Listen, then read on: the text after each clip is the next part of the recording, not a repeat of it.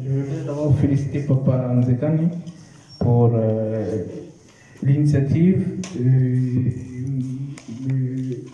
la conférence. Moi, ma première préoccupation, c'était, comme vous avez évoqué, les soucis, les préoccupations et les degrés de l'homme noir et ce que nous subissons en Afrique.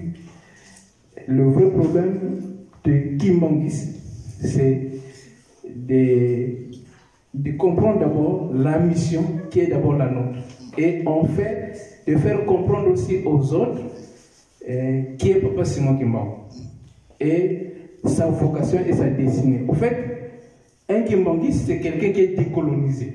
Le vrai problème de l'Afrique, il faut décoloniser l'Afrique et pour être connecté à Papa Simon Kimbangu, parce que Papa Simon Kimbangu est la source d'inspiration, la source de développement et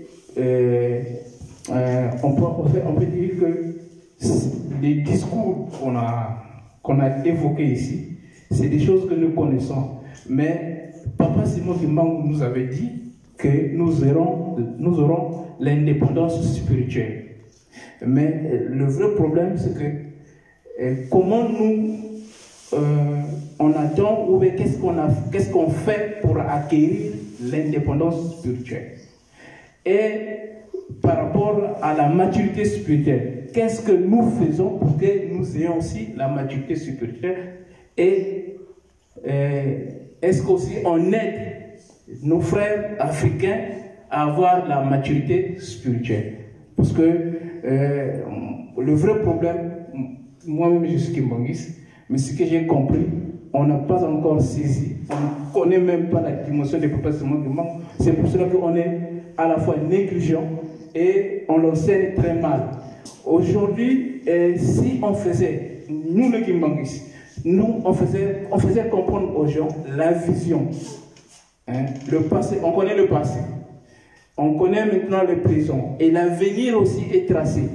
Et si on pouvait faire comprendre aux gens que le futur est meilleur avec Papa Simon Kimbangu, les gens vont s'intéresser à comprendre et à saisir la pensée de Papa Simon Kimbangu. On doit s'intéresser à mieux saisir et à mieux expliquer les Kimbangis aux gens pour que les gens puissent comprendre et pour acquérir aussi la maturité spirituelle pour que nous ayons l'indépendance spirituelle.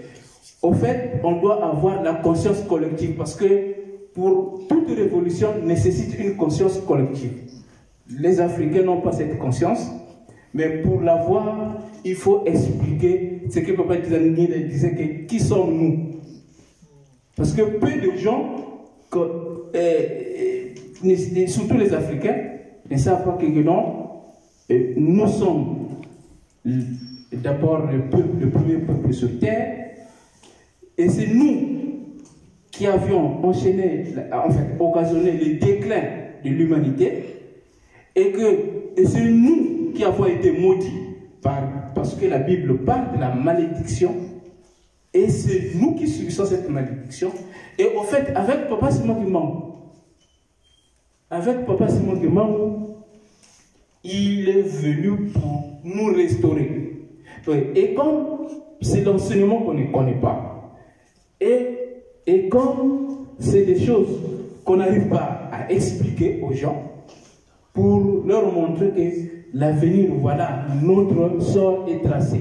Le passé, le présent et l'avenir de l'homme africain est déjà révélé et même écrit bibliquement. Mais c'est à nous aussi de leur montrer que voilà, dans l'avenir, c'est qu'on pourra être. Donc, nous les Kimbangis, on ne fait pas des efforts d'enseigner le kimbanguisme pour que les gens soient décolonisés, parce qu'on est encore colonisé.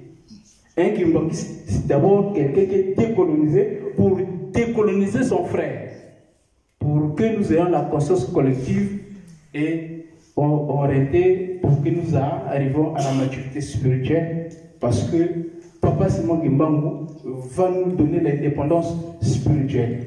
C'est pas parce que, comme mon frère voulait le souhaiter, pour nous tous que nous soyons là, nous faisons la politique, mais moi je pense que c'est pas ça. Il nous dit que ceux qui font la politique actuellement, ils sont encore on peut dire décolonisés. Voilà. Donc, ils sont encore dans les loges. Et pour qu'ils soient décolonisés, c'est notre travail aussi. C'est notre travail. Et d'abord, l'application.